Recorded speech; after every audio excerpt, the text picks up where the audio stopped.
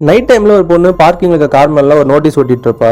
அப்ப அங்க வந்து ஹீரோ வேகமா காரை விட்டு இறங்கி கடைக்குள்ள போவார். உடனே இந்த பொண்ணு இன்னைக்கு நைட்டு கடை கிடையாது, காலைல தான் வரணும்னு சொல்லுவா. நான் ஒரு மான்ஸ்டர் பிடிக்க போறேன்னு சொல்லிட்டு ஹீரோ வேகமா உள்ள போயிடுவார். இந்த பொண்ணு பின்னாடியே போவா.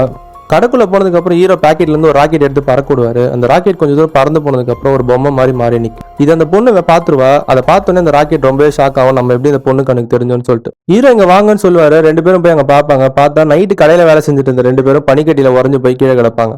பக்கத்துலயே ஒரு பெரிய மான்ஸ்டரும் பனிக்கட்டுல உறைஞ்சிருக்கும். அந்த மான்ஸ்டர் பிடிக்கணும்னு சொல்லிட்டு ஹீரோ வேகமா டிராப்ப வரைய ஆரம்பிப்பாரு. அந்த டைம் பார்த்து கரண்ட் நின்றோம்.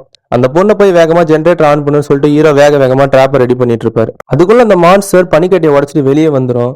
ஹீரோ டிராப்பை வரைஞ்சதுக்கு அப்புறம் அந்த பேப்பர் எப்படியோ கொண்டு வந்து அந்த மான்ஸ்டர் அந்த டிராப்குள்ள நிக்க வைக்கும். ஹீரோ அந்த டிராப்பை சரியா வரையாததுனால அந்த மான்ஸ்டர் அதையுமே உடச்சிடும். உடனே ஹீரோ பாக்கெட்ல இருந்து ஒரு மேஜிக் பேப்பர் எடுத்து வேகமா எகிரி அந்த மான்ஸ்டரோட தலையிலேயே ஒட்டிடுவாரு. இப்ப அந்த மான்ஸ்டர் அசைய முடியாம துடிச்சிட்டே இருந்து டக்குன்னு வெடிச்சு ஒரு கிறிஸ்டலா மாதிரி கீழே விழுந்துரும்.